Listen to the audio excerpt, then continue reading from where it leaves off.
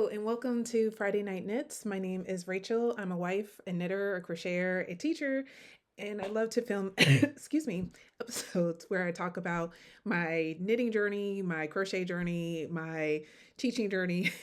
So if this is something you're interested in, please stay tuned to hear all about the trials and tribulations that are happening right now in my life. So for this particular episode, rather than highlight every single thing I knitted for 2024, my previous episodes talk about that. Instead, I wanted to talk about the top 5 projects that I made for this year that really highlighted my love, my joy, my celebratory moments with myself with that. So if that's something you're interested in, please stay tuned. In addition to talking about some of my favorite projects for my top 5 projects for this year, I also am going to touch on what I'm hoping to do for 2025 that's slightly different than other podcasters have shared. So let's get into it. Number one, 2024 has had its ups and downs. For whatever reason, I did lose a little bit of my knitting mojo and I struggled with certain projects. I was invited to do several test knits, and I just had a really good time with not only doing the test knits, but also just learning new techniques to improve my style of knitting. And so, with all that said, there were certain things I wanted to get better at. And one of the things I wanted to get better at was knitting socks.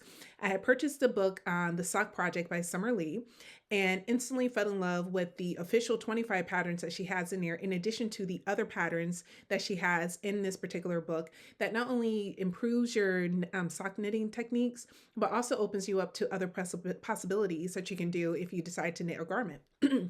So with that said, the socks that won the 5th place for my favorite knitwear for 2024 are these beautiful lime green socks. They're actually called Hectic Green.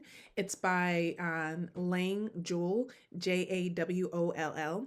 Now, I made a pair of Arn socks with the same yarn and did not have the same positive knitting experience, but for whatever reason, this yarn definitely paired well with the pattern I was doing as well as the technique I was using, which was magic loop. This pattern is featured in the Summer Lee project book. Do I have the book here? I do. Look at me being all prepared. So this is the cover of the book, and the socks that the socks I made are actually right here. And it was a really easy knit. I can honestly say the way that she structured the pattern, you can choose if you want to do a long leg or a shorter leg. I'm a big fan of shorty socks, and so I decided to make my leg a little bit shorter than what the pattern calls for. She also invites you to do a heel flap and gusset. And I don't really like those. I always lose my place whenever I'm like at the 5th or 6th row. I can't remember if I needed a purl or this. I don't know why, but I struggle with doing that. One day I'm going to figure it out, but today is not the day. So with that said, in addition to, let me just close that. In addition to altering the length of the leg as well as the heel, which I did a shadow wrap heel, I used Earth Tones girl, Denise. I believe her name is Denise DeSantis. I used her tutorial in order to do mine. I always watch it in its entirety because anytime I try to do it based on memory, I always mess up. So I watched it, and this time it came out much better than what I've done in the past. So I'm really proud of myself with that. My cables look amazing. 2024 was a year of me just doing as many cable garments, sweaters, scarves, you name it. And so I was really excited that I was able to find an all over, well, it's not all over, mostly cable sock. So this is what the front of the sock looks like. And I've worn it a few times and I can honestly say it's a good fit. It feels very comfortable. Right now, I'm still negotiating with my 10-year-old about why I should be able to keep the socks and not him, because he has definitely expressed a strong interest in it, which I don't blame him because they are quite cozy and they just fit really well. So this was a really wonderful outcome. So that is my project number 5. My project number 4 is actually not with me because it was a gift knit. So I'm going to show you a picture of it. I absolutely love gift knitting. It's been one of my favorite things to do as a knitter because sometimes I feel super guilty about the amount of yarn I acquire and what I'm doing with the yarn and not doing enough with it. But one of my favorite people to gift knit for is my sister-in-law, because not only does she strongly appreciate the knitted garment as well as wear it, she also has a habit of buying the yarn, which makes it even easier. So this is my sister-in-law modeling the cloud sweater that I made for her. This particular pattern I started on November 1st and looks like I finished on November 19th. So a very quick knit, not intentional. It was just really engaging. The cloud sweater, the one I picked, I got gauge right in between the cloud blouse as well as the cloud sweater. And so I decided just to do the cast on for the cloud blouse, but I would do the increases for the cloud sweater. So I literally went back and forth between both patterns in order to make sure I was staying on point, because the yarn I was using was worsted weight, and the pattern for the cloud sweater calls for a bulky weight yarn. I did end up using 4.5 millimeter needles, which is a US 7 if I remember correctly. And my gauge was 20 stitches for every 31 rows. In addition to that, I was able to incorporate some additional yarn because, again, I was afraid I was playing yarn chicken, and at the end I was, but it all worked itself out. The way that the color faded, there was little hints of dark navy and black, and I had this beautiful yarn that I purchased from Joann's. It's a K&C yarn, and it was their merino wool, and it had the same type of texture as a Malabrigo. So I thought, you know what, let me buy this, and I used this for the project, and it worked out really well. So in certain sections of the sweater, I was able to blend the black yarn with her Malabrigo. I did a helical knitting, and it came out really well. It's a great fit on her. She, from what she shares, she gets lots of compliments on it. So I'm really grateful that it turned out as well as it did. And it's definitely one of my favorite garments. I wish I could have kept it for myself. I definitely had some little envy. I was like, oh, do I really want to give this to her? Like, yes. Another gift knit that I did give to my sister-in-law that I fell absolutely in love with is the Frame Your Face. Again, I don't have it because I gave it to her. But with that particular item, again, I talked in more details about this in my previous episodes, but essentially, the Frame Your Face was a cowl version of the frame sweater made by Andrea Mowry. And what I loved so much about making this is that A, it worked up really quickly, B, she wore it, and C, it was actually really engaging. For that particular pattern, I was able to dive into my collection of yarn. And for that one, I didn't make note of it. But for that one, I literally just randomly found two skeins of yarn that were in the colors black and white. And I showed her a gauge of what it looks like. She said yes. So I went ahead and continued knitting on it. I believed I used my leftover Barocco yarn. I had some white Barocco yarn as well as some Cascade yarn too. And the way it was caked up, it looked more Barocco than Cascade. So I think it was my leftover Barocco yarn. And I also had leftover black yarn from a variety of different projects. So I just grabbed one, just knitted away with it, and they were all in my I have a little basket full of just random skeins of yarn that I maybe used for other projects or didn't quite work out too well. But in the end, this particular pattern, I started it on September 15th. I finished it on the 30th. So if you're looking for a really quick knit that is warm and cozy and absolutely stunning, I would definitely recommend the Frame Your Face. The design is well done. The chart is really clear. So highly recommend that one. So that is my third pick. Second place, that particular item isn't physically with me because, oh, no, it is. It is here. What came in second place is my Emery vest. Now, I love making socks. I love making sweaters. And now I love making vests. I did not think I was someone who was going to be a vest knitter. Same thing about the shawl. When I made a shawl, I was like, oh, I actually enjoy this. But this is the Emery vest by Locatelli. And I talked extensively about this, so I'm not going to go into too many details. But what I will say, this is a very sentimental knit for me. I was, this past summer, lots of things were happening personally in my life. And I lost my son and mine passports. I had planned a really big epic trip for us to go on in February, did all the logistical things that needed to be done. And I wanted to put our passports in a safe place because, you know, that's what you're supposed to do.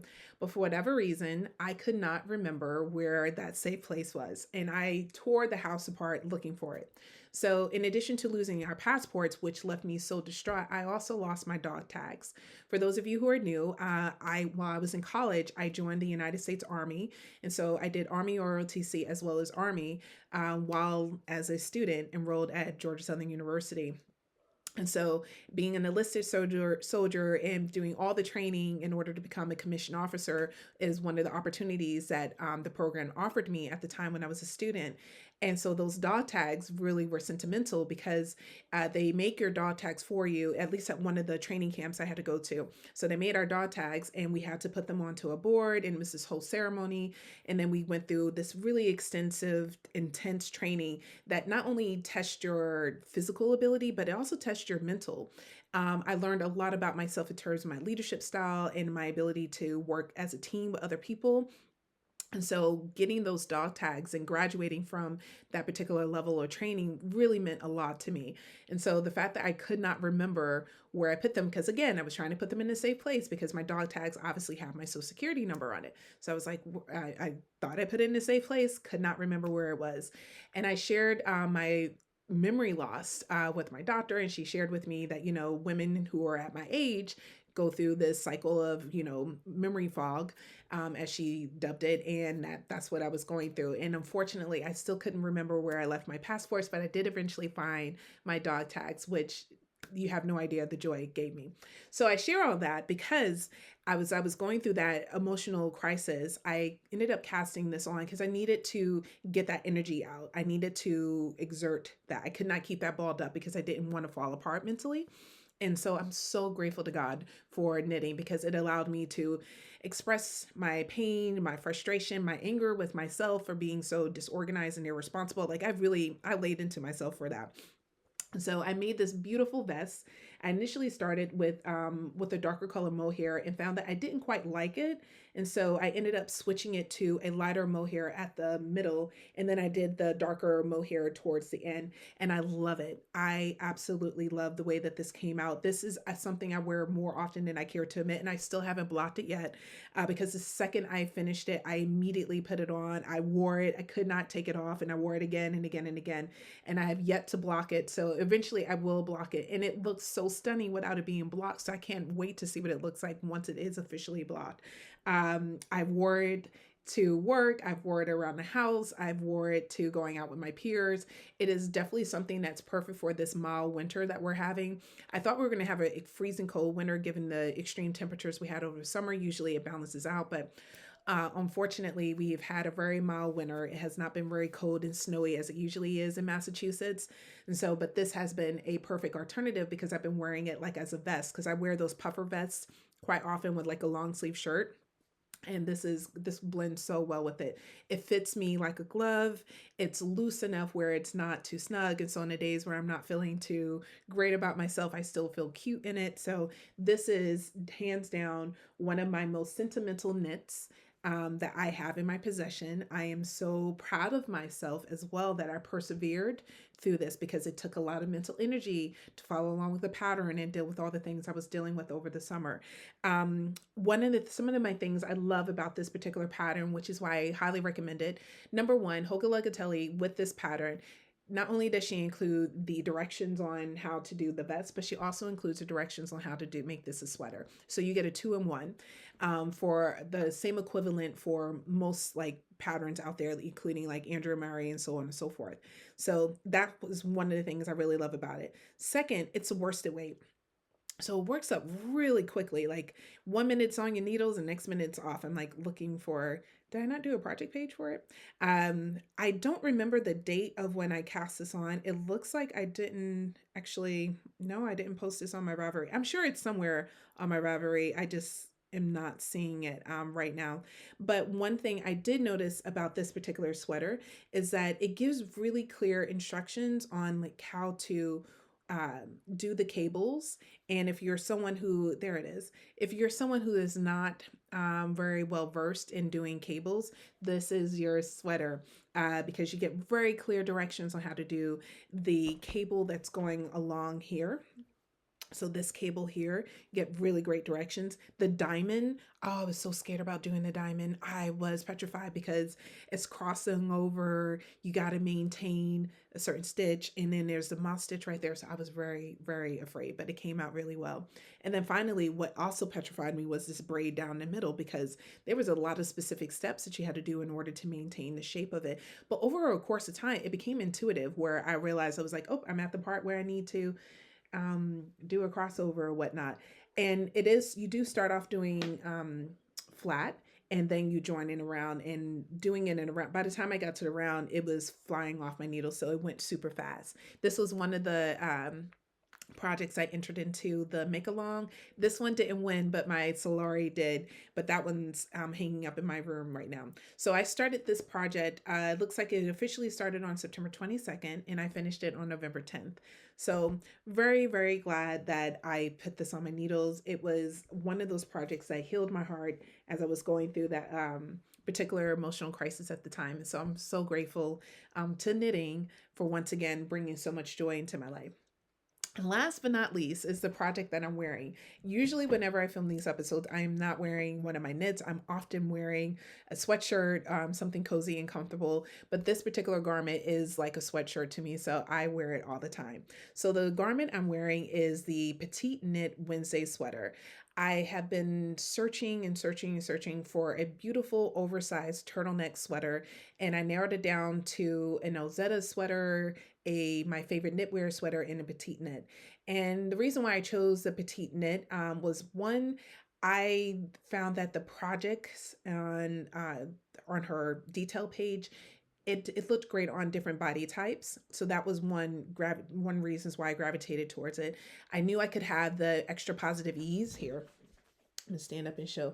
I knew I could have the extra positive ease into it and still maintain the integrity of the pattern. Whereas the other two designers, I felt like it wasn't really quite there yet.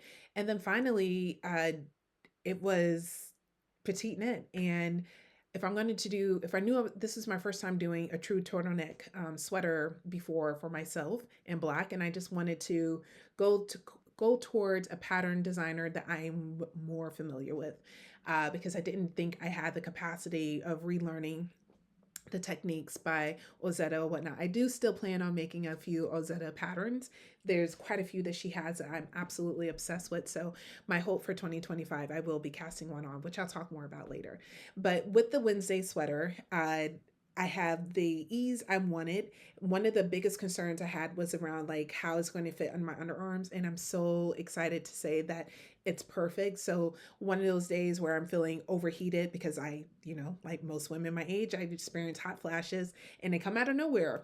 And so I don't want anything really touching my body. And this is really perfect for that, because I can lift my arms up and it's just, oh, I love it. The second reason why I'm absolutely in love with this particular pattern is my decision about my yarn. So I went through my collection. I am on a kick where I'm trying my best to, tape down my yarn collection, although I did acquire new yarn, which we'll talk about in a moment. So I'm trying to not have as much yarn in my collection. And I was like, you know what? I'm going to cast this sweater on. And again, another reason why I picked this is that the quantity of yarn I needed for the sweater I had for the petite knit, whereas the other two I did not. So I decided to use the Drops Brush Alpaca, the Drops Flora, and I found this cashmere thread yarn on Temu, and I used that. So I held all three together to make this beautiful garment. I know it's hard to see because it's black, but it's all over stockinette. And you do twisted rib. Again, you're not going to see, I'm not going to even lean in, but you do twisted rib for the collar and twisted rib for the sleeves and the split hem. And I decided to do twisted rib. I did a half twisted rib instead of full. So I only knit in the, I knit actually in the front, but I picked my pearls. And the way I picked my pearls, it actually twists the stitch to give it more of a stacked column. And I like that, and it allowed me to go through that pretty quickly. This is probably one of my few sweaters that I have where it cost me less than $50 to make.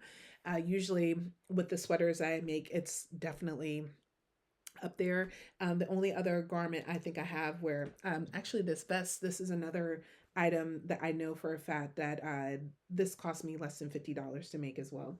But usually my hats are in that, or my socks are in that range and whatnot. So that's another reason why I was like, oh, I made a beautiful sweater that I know would definitely retail for a higher price at less than $50. I used so much yarn where I didn't think I was going to have enough. So I was like, oh no, am I going to be playing yarn chicken again? But fortunately, as I was digging through the tunnels of my mohair bag, I was able to find two extra skeins of the brush alpaca. So I have more than enough to do the sweater to the length I desired, as well as the collar to the length I wanted as well. I didn't want the collar to like go over my nose, and I'm really am pleased with the length of it. My other favorite thing about the collar is like how it sits. I did a Italian bind off. No, I didn't. I did the Rook bind off, Ruke. I saw it on Instagram, went on YouTube, was able to find it. I linked it when I was initially talking about the pattern, and I will try to link it again. It's also on my Ravelry page too, if I remember correctly. But with that said, with this particular bind off, the way that you do it, if it's a one by one, you skip the first, you knit through the first. No, you skip the first one, you knit through the third, then you circle back and you knit through the first one and you pop it off. Then you purl the next one and you pop it off. Like, I'm not explaining it as well as it should, but I will definitely, if I can locate the tutorial that I use, that's a better job. So listen to that person, not me. But what I liked about it, it's a great alternative to the Italian bind off. I do like the Italian bind off. I just find that I end up making it too tight, and I did the same thing happen with this one. So it's definitely more of a me than the bind off technique. I just can't seem to reduce that particular item where I'm not doing it so tight, because initially when I bound off with this, it was way too tight. It took me a good 10 minutes just to get it on, and it didn't work out. And the same thing happened with this one as well. Hopefully I can put in some B-roll of me putting this over my head, because it takes a minute to get over my head, whatnot. But I love how it sits. So it's one of the reasons why I'm like, I think I'm just gonna leave it. I'm not gonna end up changing at it. I just love this sweater. I'm in love with it. It makes me feel sassy and beautiful and sexy and smart and intelligent. Like, it has all the adjectives in it, and I'm just really proud of myself. It's super fuzzy and so soft, and I was surprised by that because the brush alpaca is much more inexpensive than other brush alpacas. So I was assuming I was going to have, I don't know. I just thought I was going to have an itch effect, but it really doesn't. My neck is sensitive regardless of what type of brand of mohair. And yes, I do feel slight irritation there or whatnot, but not enough to deter me from wearing this particular garment. The final thing I would say, it is peeling, but the reality is all yarn, many of the yarns I interact with will at some point peel. For example, I purchased Malabrigo and Shibu, Shibui. It's a mohair that's discontinued. Hopefully they'll be bringing it back. But I purchased both of those yarns to make the April cardigan, and I spent $298. And yes, I remember the exact price because it was the first time I spent almost $300 for materials to make a sweater. And so that 298 includes the knitting needles that I needed to purchase. So with all that said, uh, that particular sweater, as beautiful as it is peeling, and is peeling quite bad. And I'm like, I spent so much money on this yarn and it has the audacity to peel, but that's the fact of life. And my hope is that I can learn how to depeel my garments in a way where it's safe and it's not going to hurt. I'm very attached to this particular item, so I'm not really ready yet to practice on this one, but hopefully there's a few other garments I have that are starting to peel that I can do that. I have several depeelers. I have a lint roller. I also have a mechanical one, and I recently purchased one from Petite that you just go down. So I just need to just bite the bullet and do it, but I haven't worked up my courage yet. So with all that said, this is my number one knit for 2024 that I am most proud of. The other four objects are near and dear to my heart. It's not to say the other items I made for the year are not special to me, but this is the one I gravitate towards and the one that I'm so excited to wear um, this for the upcoming 2020, well, for 2025 and so on. So now that I've shared with you my favorite knitwears for 2024, I wanted to talk about my plans for 2025 without going into much detail because this is something that is going to be an ongoing conversation that I'm looking forward to have. So, I mentioned in my last episode there are three things. What am I letting go for 2024? What am I keeping for 2024? And what am I looking forward to the most for 2025? And so, another idea that has come to mind about things I want to keep for 2020 for in addition to this beautiful sweater is my knitting journal. I have been using it more so lately. I had stopped using it for a little while. I wasn't as consistent with writing down my thoughts and ideas about it. But lately, I've been sitting down almost daily just to write about what's been happening with my current projects, my potential plans, my struggle with indecision, my struggle with consistency with certain patterns, and my inability to stop second guessing myself. And so I am hoping that I will keep doing this for 2025 because it is something that has definitely helped calm me and kept me from frogging a project. So, for example, let's talk about my current whips. It's a perfect transition into that, actually. So, so in my beautiful Locatelli bag that I won, I talked about that in previous episodes, so I'm not going to bore you with that. I am working on sweater number 15 by, I believe it's my favorite knitwear. And with this particular design, I am obsessed with it. And it's been so much fun. But last night, I was looking at it and I was like, oh no, I'm doing it wrong. The armholes are way too big and the neck hole is too small. And I was looking at it and I was like, nope, this isn't going to work. I cannot believe I messed up. And it's an all over cabled sweater that has been flying off my needles. I started it uh, about a week and a half ago, and I'm already at this point, and I can honestly say I have not been consistently working on it. And I misplaced my Forte replacement 5 millimeter US 8 needles. I, for the life of me, can't recall where I left them because I used them to work on this particular sweater. And I don't know if I left them in my book bag or if I left them somewhere else. Like I just don't know where they're at, and I've been looking and looking and looking for them. And so since I can't find them and I have my 5 millimeter needles on other 5 millimeter needles I have are on other projects, it's like I need another 5 millimeter. And I went through my collection of needles and I was able to locate two fixed needles, so my chago here. So I have these. um and I find that the yarn is slipping too much on it because I'm not using a cable needle to, shift it. And I've been dropping stitches quite often by doing it that way. So I decided to switch things up and try my prims. I stopped using these were actually my primary knitting needles for a long time. These little square needles, that was what I was going towards or gravitating towards in the beginning of my knitting journey. And I stopped because I found that my yarn was getting caught on the ends quite often. And I didn't like that. And it just made it really difficult to use. And as you can see, I'm still struggling with it. But however, what I do like about it is that my yarn is not sliding off as quickly off of it, which is a good and a bad thing. It's good because now I'm not dropping stitches as much as anymore, but it's bad because it's now slowing me down. And so I haven't decided yet what I'm going to do. I've searched around my room. I cannot find it. I've looked in my knitting container. I have like a little container full of a little random needles I've collected over the years. It's not there. I checked other project bags that I have some other projects on the go with. It's not there. So I did travel to New York wearing a book bag, and I'm hoping it's somewhere in that book bag. But I was really thorough about putting everything away, and so it shouldn't be there either. So I really, honestly, I don't know where it's at, and I can't justify purchasing another pair of those particular needles because they were the replacement.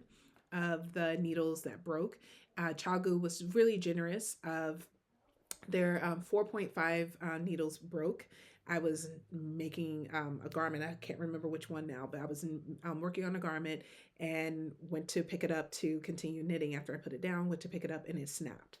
And so I reached out to them and they sent me the entire first page. And so with the Chagu Forte, I know I talked about this before. Where are my Chagu? Oh, there.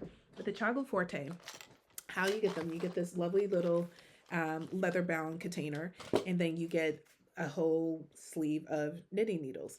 And they sent me all replacements of these. And so far, I have switched to the Kabaz for 4 millimeter and 4.5 because I definitely like it. One of the main what's gravitated, why I gravitate towards them, there's the word I'm looking for, is the smoothness.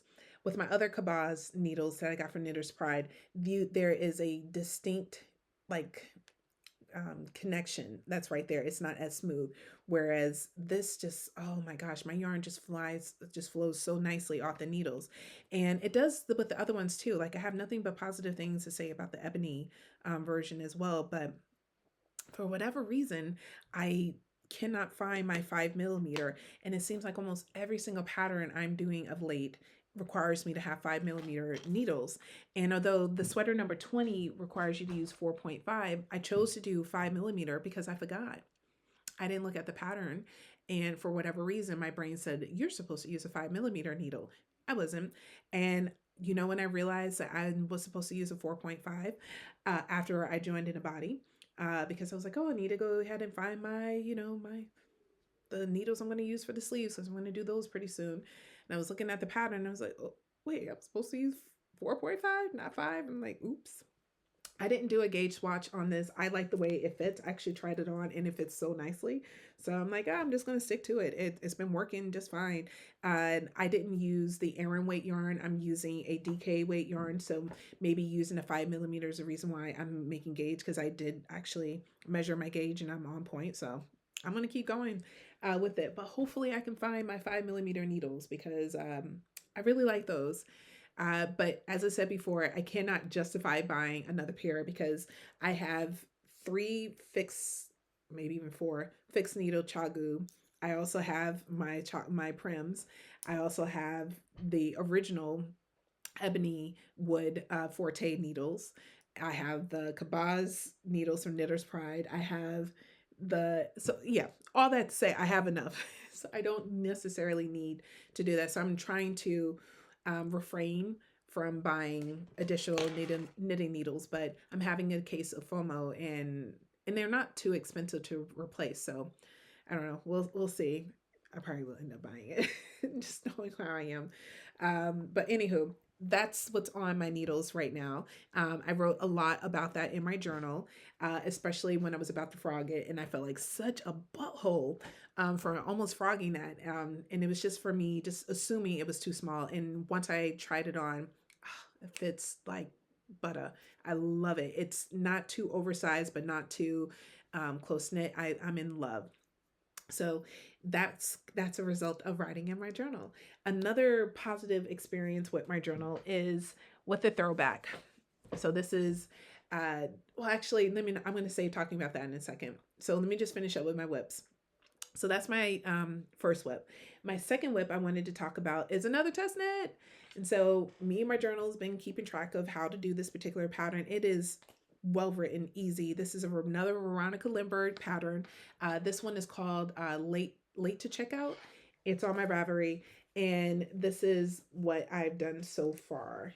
It's due January 24th, so I'm well ahead of where I usually am in a test knit. I finished one sleeve. I wanted to make sure I have enough yarn, and it looks like I will have enough yarn for the body. I'm on ball number 3. So I'm working on the second sleeve because ball number 1 did the bulk of the body. And then when I finished with ball number 1, by then I was joined in around. I decided to do the collar. So ball number 2, I started the collar and finished that. And I ended up folding the collar over for no other reason that I just thought it looked cute. And so I checked in with one of her patterns and using the directions from her previous patterns as well as what my understanding about folding over, I did that. And I added this little purple touch just to kind of break up the monotony of the color because I didn't want it to be too, one tone, because I just didn't want it to get lost. So I have to go back and duplicate stitch for the sleeve because I wanted to do that for the sleeves as well, just to kind of blend it together. Or maybe I won't. I kind of like it like this because it looks almost like a necklace. So I don't know. We'll see about what I'm going to do with that. But what I'll do, here it is. What I'm going to do, I'll try duplicate stitching. If I don't like the way it looks, then I won't do it. But if I like it, then I'll keep it. But with that said, I am making really great progress with it. So finish the sleeve. I have about a quarter of the body done. I tried it on. It's over the midpoint of my chest. So I'm really happy about that. And I'm on the second sleeve now. Looks like I've done 12 rows of the second sleeve. So I'm in the beginning of that and I'm just going to be knitting in around with that one. The sleeve took about a day and a half to finish the first one. So I'm assuming it'll take me a day and a half to finish the second one. So as soon as the sleeve is done, I'll go ahead and just finish the body and do the hem, and then I'll be done.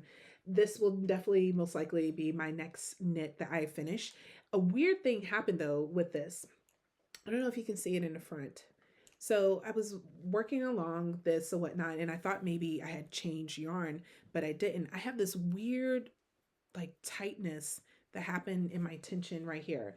And I was wondering, like, I don't know what I did. I really don't know. I'm hoping it will block out, but if it doesn't, I can always make one of those little Max Sear pocket squares and add it to the garment, or just leave it because my goal for this is just to have another like sweatshirt sweater.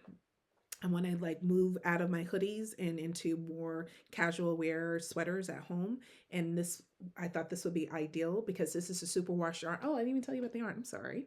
I'm using Plymouth yarn, this Plymouth Select yarn. It's a worsted superwash merino. It's 100% superwash merino. Let's see. It's about, for every 100 grams, you get 218 yards. So definitely like it. The colorway that I'm using, it's called nothing. It's color number 65. So this is color number 65. And my husband actually picked out the color. I've had that in my collection for about 2 years now, and I haven't done anything with it. And I was wearing a tank top, almost identical color. And he was like, "Oh, that's a good color, and you should make a sweater in that." And I'm like, "I actually have the yarn for that." And he was like, "You should go make it." And then I swear to you, like 5, maybe 10 minutes after he made that suggestion, I get the email from Veronica Lindbergh saying like, "Oh, you have been chosen for the test knit, blah, blah, blah." And I'm like, how did that happen? So, and the yarn weight is identical to this. So it all fell into place. So it was like serendipity. It was meant to happen. So this is coming along. And I think my husband is right. This is a good color on me. I like the way it looks right now, and I'm not even wearing it. So I'm really excited about this. I can totally see myself lounging around wearing this with a pair of comfy yoga pants or whatnot. So very excited about this particular neck test knit. It is living in my project bag that I got from St. Johnsbury, Vermont. I went online to see if I can purchase another one, but I wasn't able to locate the yarn store. So I'm hoping when I go back to Vermont this summer to work again that I will be able to purchase another one because I really have enjoyed that particular project bag. So that's my second whip. My third whip I'm going to share with all of you as I'm looking for, there it is due to an extravaganza that I went on. I'm just exaggerating. Some of my knitting buddies and I got together. We had this amazing Mexican dinner, and it was around like 7 o'clock. And I was like, well, I may have to like leave because I wanted to go to Michael's to see if they have some yarn that I'm looking for. I'm like, I'm either going to Michael's or Joann's. But most likely Joann's because of blah, blah, blah. And they were like, well, there's a Michael's in Porter Square that you should check out. And I'm like, all right. And they were like, well, why don't we all go? And I was like, okay. So all three of us hopped in my car and we went to the Michael's in Porter Square, Porter Square, Cambridge, Massachusetts. Oh my gosh. I walked in there and I was like, what? I could not believe the huge selection of so many different crafts. And then the yarn. Oh my gosh, there were so many different yarns. I didn't even know that Lion Brand and Loops and Threads and other big makers were making. So it was a pleasant surprise. And then was so inexpensive as well. So I was really overly just so enthusiastic about this as well. Like I loved every second of being in that particular store. So I got a lot of yarn unexpectedly and unintentionally. And one of the yarns that I purchased was I'm going to bring it up. Here it is. It is Yarn Inspirations. It's Karen Latte Cake. Here it is.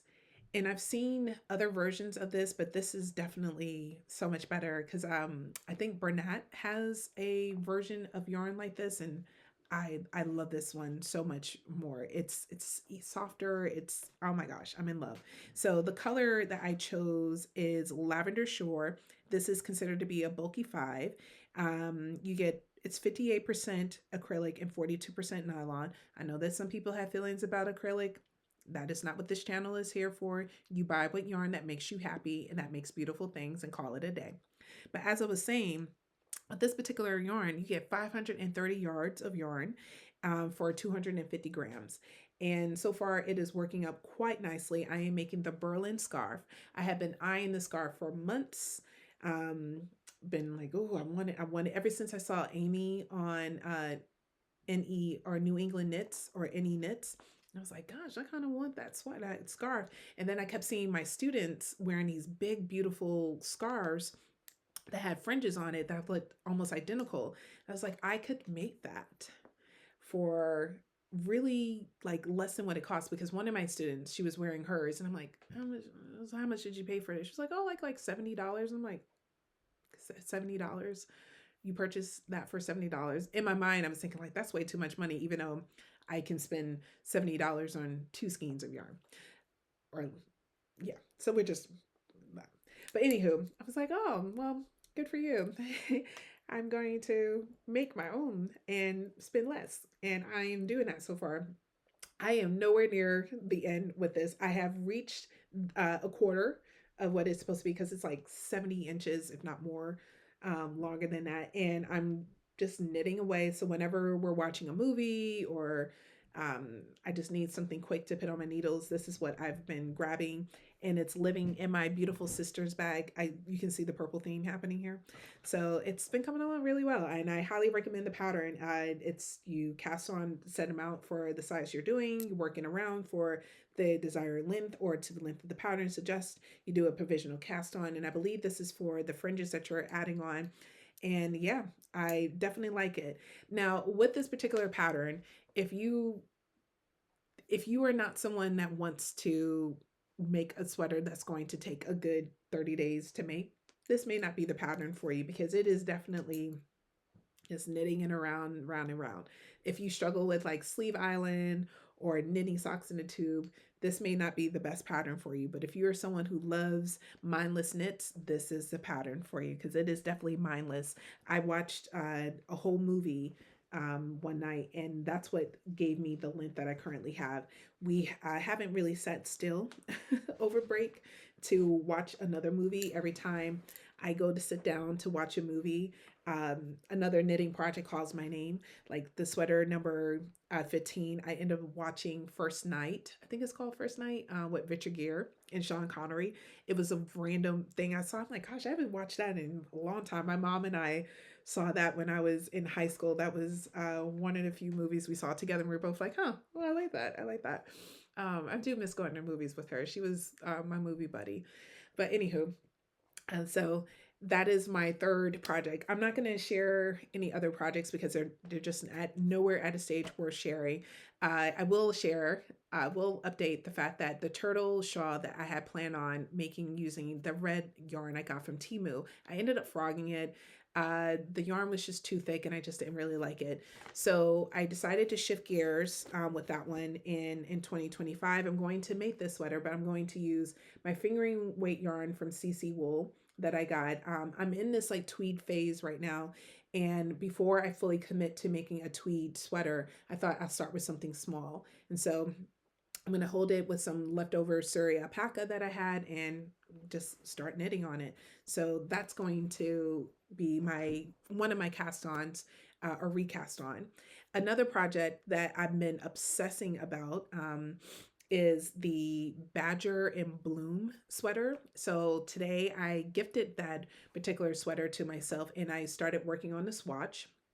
So the way that she invites you to make a gauge swatch is to do 5 millimeters in stockinette and then do 6 millimeter needles in the pattern. And so I did the stockinette and I wanted to see if I would like the yarn I'm thinking about using. I have this large quantity of Rowan Alpaca Classic, which is 50% Prima cotton, and I want to say the other, yeah, it's 50, excuse me, it's 57% alpaca and 43% cotton. And it's DK weight, but it feels more fingering. But when I started working with it, I can definitely say, okay, maybe it is. But see how thin it is? But working with it initially, I found that the fabric was too see-through. So when I was holding it one strand, so then I decided to hold it two strands, and I felt it was too bulky.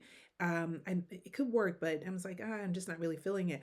But holding it with one strand with mohair is what I'm doing here. I'm like, I like that. And going back and forth with myself about it, I have this huge ball of mohair that I have zero plans for. So I'm like, if I'm going to make this pattern, I probably will use this. It's a variegated mohair, and I have what I'll probably do is cake it into two small cakes. And I have some other mohair in here, some drops mohair. It's towards the bottom. Let me see if I can bring it up. Yeah.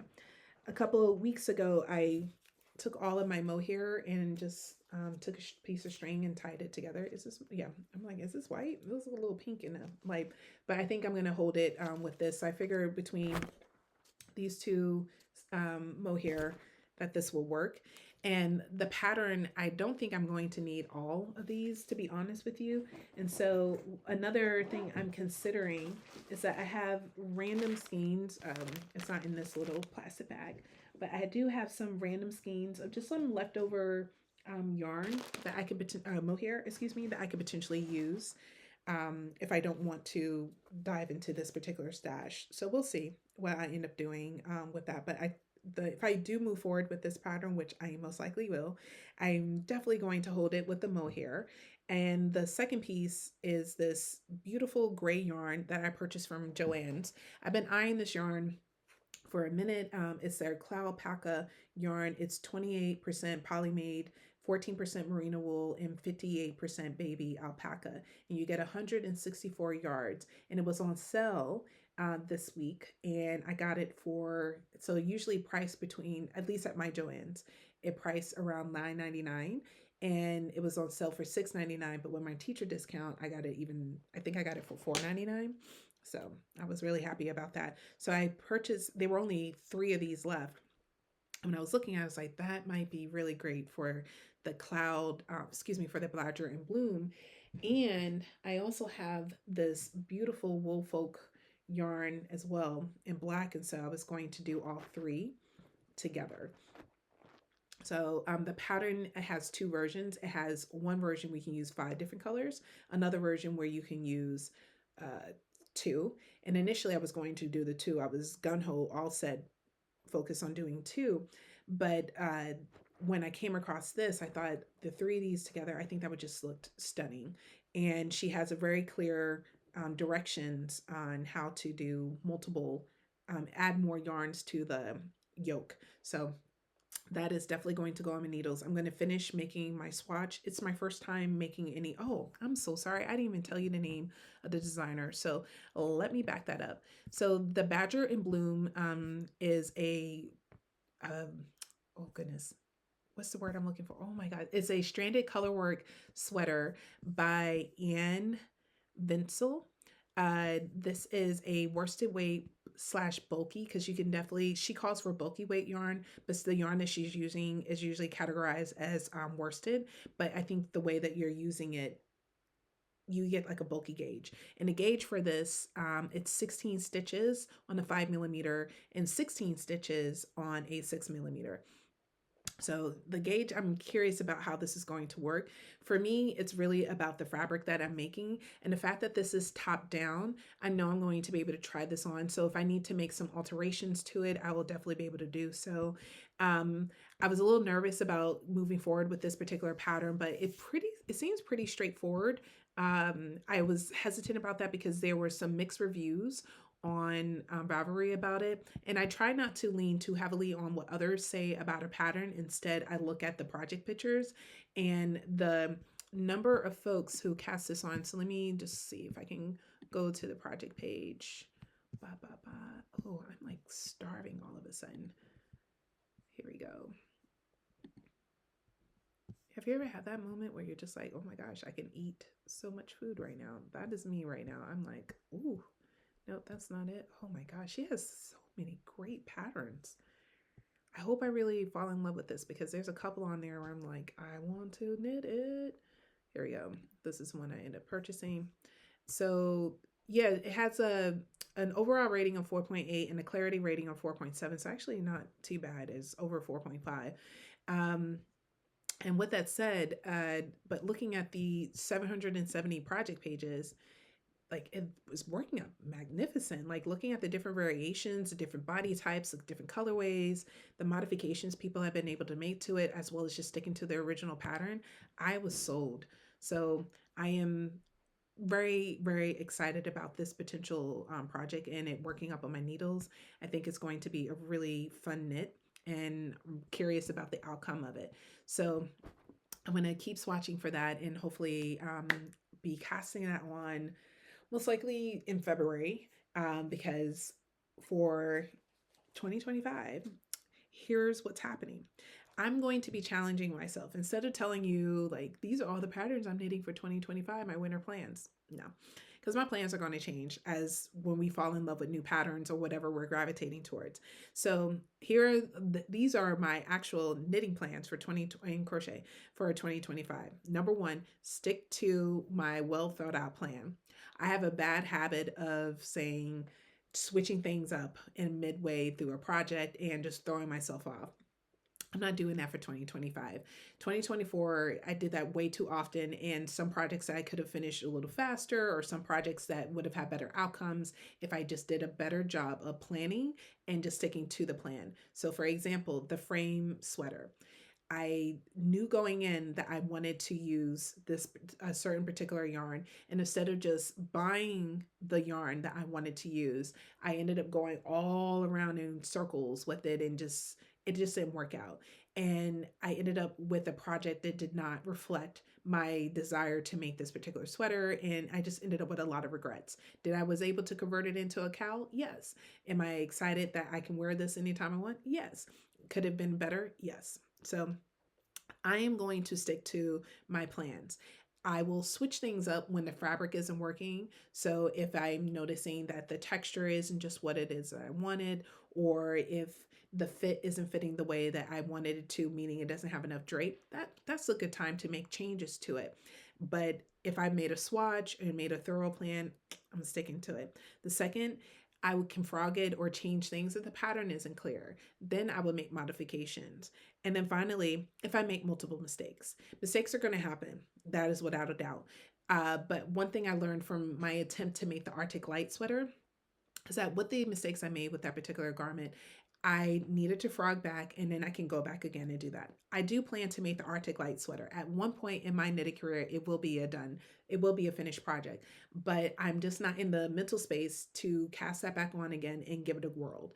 I think it's something better for the summer where I don't have as many things happening all at once.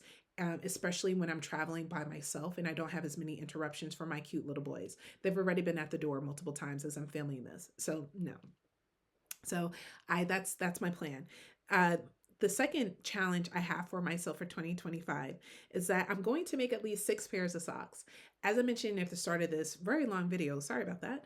I really want to make more socks. I really enjoy sock knitting. It's quick, it's easy, it's something I can put on a go. Like this is my new go-to sock knitting bag. I do still love my Mrs. Babs, so I will be bringing that back out. But I really enjoy it. I love the different colors and potential projects you can try out, techniques you can try with it. So oh, I love it. So I want to make 6 pairs of socks this year. I made 4, if I remember correctly, for 2025. So this year I want to make 6. And if I make more, yay. But I think 6 is a reasonable number because I am a slow sock knitter because I grip the yarn the needles, excuse me, very closely. So I'm going to pace myself. My third challenge for this year is to make a low budget sweater. Uh, One of my favorite things, I know I keep touching this, about the drop sweater is that I didn't spend a ton of money on it. And I have been spending like $200 to $300 on one project. And I know that knitting is an expensive hobby. I know that, but I just really want to do a better job of being more mindful of how much I'm spending and what I'm spending my money on, because I have way too many yarns in my collection that are not getting any play, that either I was influenced to buy because I was watching YouTube or on someone's Instagram and just like, oh, I must buy that. So I want to move away from being so influenced and buying yarn, and instead buy, if I am going to be purchasing yarn, try to purchase something that is within a specific budget I set for myself for the pattern, and then on occasion splurge. I have definitely done more splurging than what I was supposed to, so I'm going to try to slow that down, and hopefully I will be successful at that. And then finally, I want to make a sweater. No, I changed my mind. I really want to make a sweater that is a colorwork sweater. I have been eyeing so many different colorwork sweaters, including the Badger and Bloom, and I've gone through all the planning stages. As you can see, I'm planning away for this one. I have the yarn. I had ordered. I needed one more skein of black yarn. At least I thought I did until I realized I had this Aprosity yarn from Hobby. So I'm like, maybe I did need to buy it, but I don't know. We'll see. We'll make it work. Or maybe I'll just put this aside for another project. I think that's exactly what I'll do. I'll put this aside for another stripe project because I still am eyeing some petite knit patterns I saw. But anyway, I digress. One of the things I would like to do is to make an all over colorwork sweater. And I need to build myself up to it. I need to become more comfortable with it. So I'm going to start with just making the yoke, and hopefully we'll be able to build up the stamina to start doing it all over.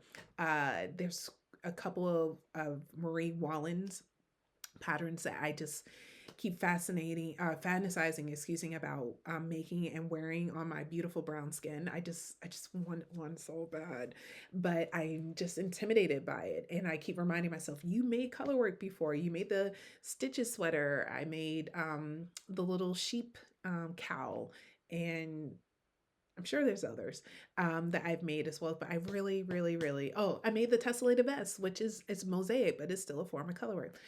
The frame sweater, which again, mosaic, right? No, that one's stranded colorwork. Yeah, but anywho, I really want to do that. So, um, my final thing to talk to you about is a throwover. I have been talking about making this sweater since I've started knitting. I bought the throwback. I bought yarn for it. I bought more yarn for it. And then I bought more yarn for it. And I realized I didn't want to make the throwback. I really wanted a pullover. And then I checked with Andrea Mowry. I sent her one of those little questions, and she responded to my questions on her podcast. And I was like, oh my gosh. And she, was very clear that it may not work to do that. You may have to cast on additional stitches, blah, blah, blah. Like, she gave a whole wonderful detailed explanation. And then she was having a sale because it was her 40th birthday, if I recall. And I was like, why not just buy the sweater? So I went ahead and purchased the throwover. And I've been looking at it and planning for it and looking at it and planning for it, looking at it. And I've been on the fence about what yarn I'm going to use. So I narrowed it down to my Cascade 220 navy yarn and this blue sky fiber yarn. And after going back and forth with myself about it, I decided to go with the blue sky fiber, and I'm really am excited. So in this yarn bag, I'm not gonna open it because I'm scared I'm gonna change my mind if I look at the colors too closely. My for so my 20 my first cast on for 2025 will be the Throwover. I was gifted this beautiful wool attic yarn from one of my friends who also teaches AP AFAM. She's like one of my best buds. And I was, as I mentioned, on my shopping spree at Michael's, I found this loops and thread. And I wanted, oh, sorry, you can't see that. I wanted this blue color yarn. I thought it would be just a perfect color to make a pop. And when I was making the Arctic Light, as you may remember from the dilemma, I was going to, okay, I'm just going to open it. So here it is. So this is the loops and thread. And oh my God, it's so pretty. And what is so great about it, it has stellina in it. So it's going to give it a little bit of sparkle. And I love me some sparkle. There's the yarn added. Isn't it pretty? And this is from my Arctic Light. I couldn't pull the mohair apart, and I tried, and then I tried, and then I tried again. I couldn't. So I was like, you know what? I'm just going to cake it up and just hope for the best. So this is what it looks like cake. I have two of these, which is more than enough that I need for the pattern. And this is my blue sky fiber yarn. This is the color Wild Thyme. And so I'm going to be making my throwback finally with this yarn and hope for the best. The colors remind me a lot of my artist shawl, which is the reason why, once again, I'm second guessing about doing it because my artist shawl, sorry, telemarketers, my artist shawl has almost identical colors. Let me, I'm going to pull it up because it's hanging up in my closet and I don't want to leave and go get it. So let me find a picture. I know the picture is not going to do it as much justice. Whatnot. Let's see, here you go. Really, phone? Okay, thank you. I'm going to try to insert a picture so you can see it. But the colors I did for it are green, white, gray, gold, purple, and blue. And what colors do we have in here? Green, like a pinkish purple, bluish, and some gold and white. So I was definitely giving myself the business about this, and I was like, "Oh, you need to do something a little bit more creative." And I was just, oh my God, I was definitely giving myself a really hard time about it. But I made a decision that I love these colors, and this was the first time I was able to put together these colors and actually feel at peace about doing this particular project. So I'm going to stick to it and hope that I don't change my mind because I'm very bad about that. Oh, that's my husband calling. One moment. Have that quick conversation. I just want to wrap up because I didn't mean for this to be an hour, but wanted just to say, first and foremost, Happy New Year. I hope that you had an amazing New Year's Eve. I hope that your year of 2025 brings you nothing but joy, love, and happiness. I pray that it brings you stability in your life. And most importantly, I hope that you will find time to engage in your favorite crafts, whether it's crocheting or knitting or whatever it is that you do with your hands. The things that we do with our hands, the beautiful things that we can create is such an amazing gift. And I too am feeling the need to just cast on everything. If you could see my yarn room, I'm just gonna just show you just really quick, like the mess I have made. This is the behind the scenes because I love this and I'm second guessing and I'm thinking and I'm like, oh, maybe these two will pair together. Oh, maybe this, like I just, it's too many options. Maybe that's it. But because we have so many options, we can make such beautiful things and it turns out to be some of the greatest gifts that we can give ourselves and we can give others too. So have an amazing year. I don't know where I left off at, and clearly it wasn't anything important. I was probably just rambling at that particular point, me and my knitting rambles. Very excited just to go block some stuff. Finally took this off the knitting needles. I'm going to go block this. I'm going to make a decision about my next colorwork cast on and find my children because they've been awfully quiet.